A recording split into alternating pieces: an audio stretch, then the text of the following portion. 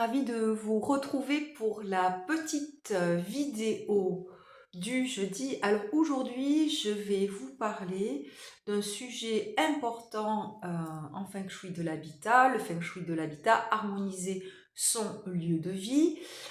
Très important, désencombrer sa maison, faire circuler l'énergie. Et on va voir que nos meubles, nos objets, nos photos, etc. et nos bijoux peuvent être porteurs de beaucoup de choses. Alors, je suis donc Christine Rusante, j'habite dans le 64, je suis réflexologue plantaire, je pratique le massage facial japonais, consultante en géobiologie, l'étude du lieu et de tout ce qui nous dérange, notamment la pollution électromagnétique, lorsqu'on dort sur une rupture de roche, une faille, et l'eau surtout, l'influence de l'eau. On a beaucoup de cours d'eau, on a beaucoup de lacs souterrains, et ça peut être même comme des millefeuilles, hein. Il peut y en avoir une, deux, trois, quatre, cinq rivières ou plusieurs cours d'eau, plusieurs lacs souterrains, les uns en dessous des autres.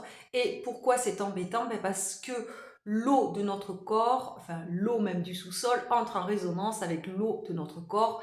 Et là où c'est embêtant, c'est parce qu'on reste allongé pendant 5, 6, 7, 8, 9, 10 heures. Ça dépend si vous avez le temps de dormir, si c'est le week-end ou si vous avez besoin de pas ou de beaucoup d'heures.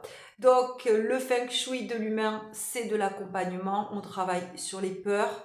Si vous vous sentez bloqué dans votre vie actuelle, tout ce qu'on a hérité, des schémas, des conditionnements qui fait qu'on procrastine, beaucoup de choses qu'on a sur nous, qui nous bloquent aussi, qui viennent de l'extérieur, mais aussi qu'on a hérité de l'éducation, des parents, encore plus des grands-parents et de nos vies passées. Alors, pour me consulter, c'est en direct via mon cabinet à Lagore ou en consultation en ligne via vidéo, WhatsApp, etc.